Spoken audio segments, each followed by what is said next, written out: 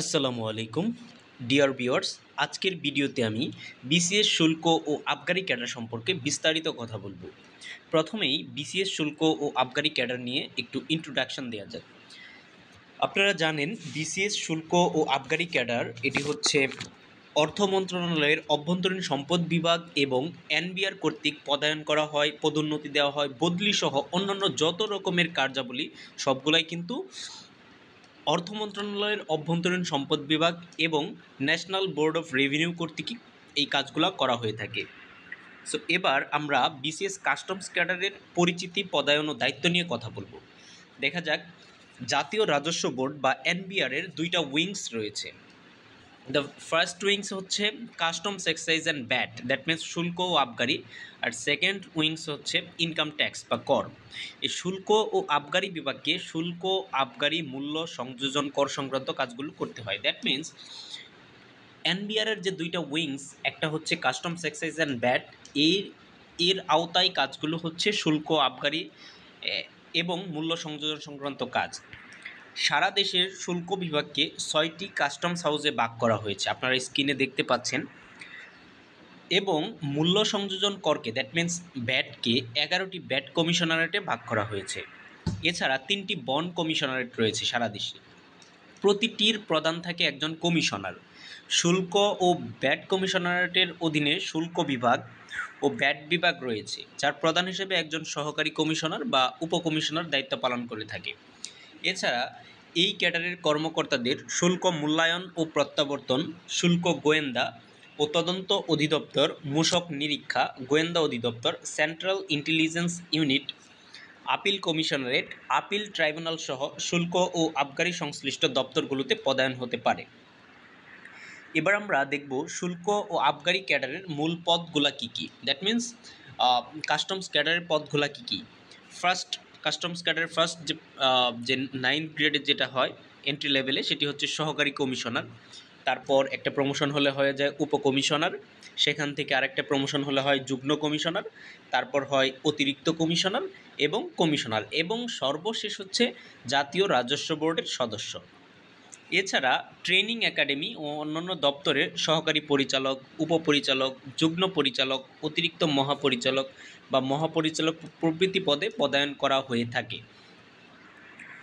এবার আমরা দেখব যে অর্থ মন্ত্রণালয়ের অভ্যন্তরীণ সম্পদ বিভাগের সচিব, তিনি কিন্তু জাতীয় রাজস্ব বোর্ডের চেয়ারম্যান হিসেবে দায়িত্ব পালন করে থাকেন। এনবিআর চেয়ারম্যান সাধারণত সিনিয়র সচিব পদমর্যাদার হয়ে থাকেন। জাতীয় রাজস্ব বোর্ডে মোট 15 জন সদস্য আছে, এর মধ্যে 8 জন থাকে কর ক্যাডার থেকে এবং 7 জন শুল্ক ও আবগারি ক্যাডার থেকে হয়ে থাকে। এবার আমরা BCS customs excise and VAT ক্যাডারের প্রশিক্ষণ নিয়ে কথা বলবো।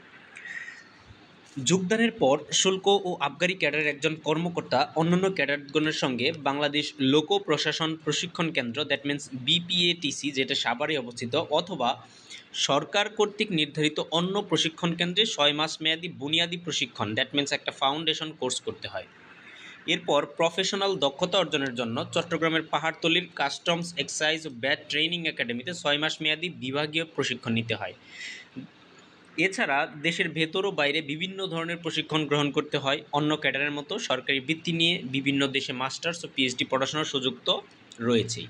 দ্যাট মিন্স আপনি যদি বিসিএস কাস্টমস ক্যাডারে জয়েন করেন, সেক্ষেত্রে আপনাকে ফার্স্টে BPATC, that means Bangladesh public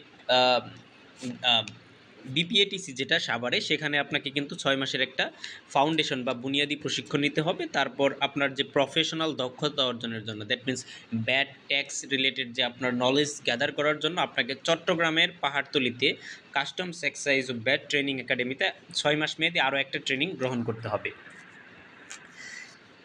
এ পর্যায়ে আমরা কথা বলবো বিসিএস কাস্টমস ক্যাডারের বেতন ভাতা নিয়ে। সরকারি বেতন স্কেল 2015 অনুসারে সব ক্যাডারের কর্মকর্তারা 22,000 টাকা মূল বেতনে চাকরি জীবন শুরু করে। যোগদানের সময় একটি অতিরিক্ত ইনক্রিমেন্ট পায়, যেটা হচ্ছে 5% মূল বেতনের। সো সব মিলিয়ে বেতন আসবে মূল বেতন 23,100 টাকা। এছাড়া মূল বেতনের নির্দিষ্ট হারে বাড়ি ভাড়া, সেটা যদি জেলা শহর হয় 40%, অন্যান্য বিভাগ হলে 45%, ঢাকা মহানগরী হলে 55%। তারপর 1,500 টাকা হচ্ছে চিকিৎসা ভাতা, সন্তানের জন্য শিক্ষা সহায়ক ভাতা রয়েছে, ঈদ বা প্রজাতি উৎসব ভাতা, বৈশাখে নববর্ষ ভাতা, সরকারি দায়িত্ব, যাতায়াতের জন্য টিএ বা ডিএ ভাতা সহ সরকারি সকল আর্থিক সুবিধা এই ক্যাডারের কর্মকর্তারা পেয়ে থাকে। এবার আমরা কথা বলবো যে বিসিএস কাস্টমস ক্যাডারের সুযোগ সুবিধা নিয়ে। এই ক্যাডারের পদোন্নতি কিন্তু মোটামুটি ভালো, অন্যান্য ক্যাডারের তুলনায় বিসিএস কাস্টমস ক্যাডারের প্রমোশনটা অনেক স্মুথলি হয়। তবে 31তম বিসিএসে বেশি কর্মকর্তা নিয়োগের জন্য পদোন্নতির জটিলতা ছিল এবং পরবর্তী 8টি বিসিএসে কাস্টমস ক্যাডারের নিয়োগ বিজ্ঞপ্তি আসেনি। এর ক্যাডার এক্সপানশনের কার্যক্রম চলমান। কাস্টমস হাউসগুলোতে আবাসন ব্যবস্থা সহ অন্যান্য সরকারি কর্মকর্তা কর্মচারীদের মতো সরকারি কোয়ার্টারে আবাসন সুবিধা রয়েছে। কমিশনারের জন্য নিজস্ব গাড়ি সুবিধা রয়েছে। অন্যান্য কর্মকর্তারাও দপ্তরের গাড়ি শেয়ার করে ব্যবহার করতে পারেন। আমদানি ও রপ্তানি সংশ্লিষ্ট ব্যক্তিদের কাছে আলাদা গুরুত্ব পাবেন। দেশের বাজেটের বড় আয়ের অংশ আসে শুল্ক, আবগারি ও মূসক থেকে, তাই দেশের প্রধান খাতে অবদান রাখা দেশ সেবার একটা বড় সুযোগ। আপনারা জানেন সরকারি রাজস্ব আয়ের সবচেয়ে বেশি যেখান থেকে সরকারি আয় হয় সেটা হচ্ছে ব্যাট থেকে, that means value added tax থেকে। সো এটা কিন্তু এই কাস্টমস ক্যাডারের আওতাভুক্ত। কর বিভাগের মতো অবৈধ আমদানি ও রপ্তানি শনাক্তকরণের সঙ্গে সংশ্লিষ্ট কর্মকর্তারা 10% হারে বা প্রতিষ্ঠান নির্ধারিত রিওয়ার্ড সুবিধা পেতে পারে, তবে দপ্তর ভেদে প্রচুর কাজের চাপ থাকতে পারে। তো এতটুকুই মোটামুটি ছিল BCS customs excise and VAT ক্যাডারের ফ্যাসিলিটিস। তবে একটা কথা না বললেই নয় যে বিসিএস কাস্টমস ক্যাডারে আপনি চাইলে কিন্তু মূল বেতনের পাশাপাশি বৈধভাবে কিন্তু অনেক টাকা উপার্জন করতে পারবেন।